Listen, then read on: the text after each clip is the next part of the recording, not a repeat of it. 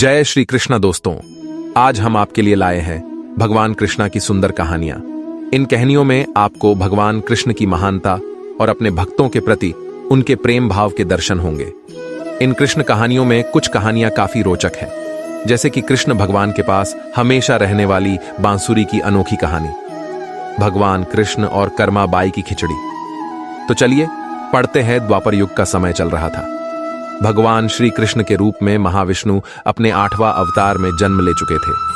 सभी देवता, भगवान, सुर और ऋषि मुनि भेष बदलकर एक एक करके बाल कृष्ण से मिलने आ रहे थे।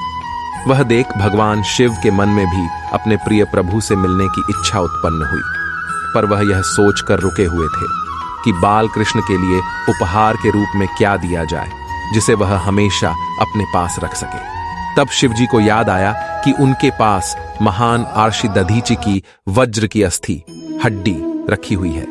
आर्षि दधीचि वह ऋषि है जिन्होंने राक्षस एवं असुरों के संहार के लिए अपनी आत्मा त्याग कर अपनी वज्र की हड्डियां देवताओं को दान दी थी। जिस आर्षि विश्वकर्मा ने कुछ हथियार बनाए थे, उस बची हुई एक हड्डी को तराश कर भगवान शिवजी ने एक अत्यंत सुंदर बांसुरी बनाई।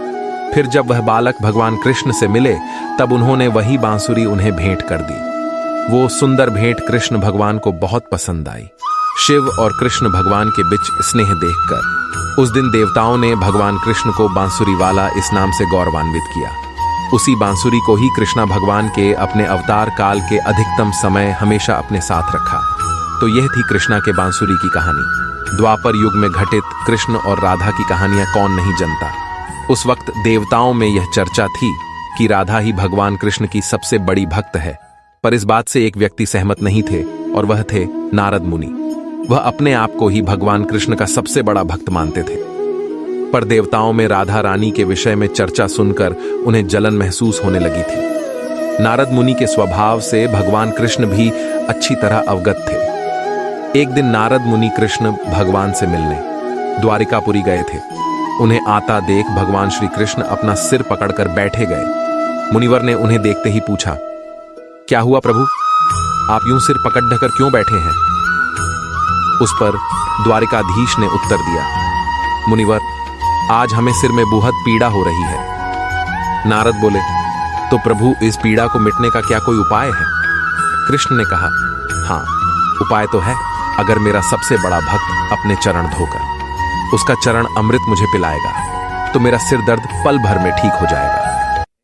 कृष्ण के मुख से यह उपाय सुनकर कुछ पल के लिए मुनिवर सोच में पड़ गए कि हूं तो मैं ही सबसे बड़ा कृष्ण भक्त, लेकिन अगर मैं अपने पैर धोकर उसका चरण अमृत प्रभु को पिलाऊंगा तो मुझे नरक जाने जीतन महापाप लगेगा। परंतु राधा को भी तो सब कृष्ण का बड़ा भक्त मानते हैं। इतना सोचने के बाद भगवान कृष्ण से आज्ञा लेकर नारद तुरंत राधा रानी के महल में जा पहुंचे और उन्हें प्रभु के सिर में हो रही पीड़ा एवं उसके उपाय के बारे में वृतांत सुनाया।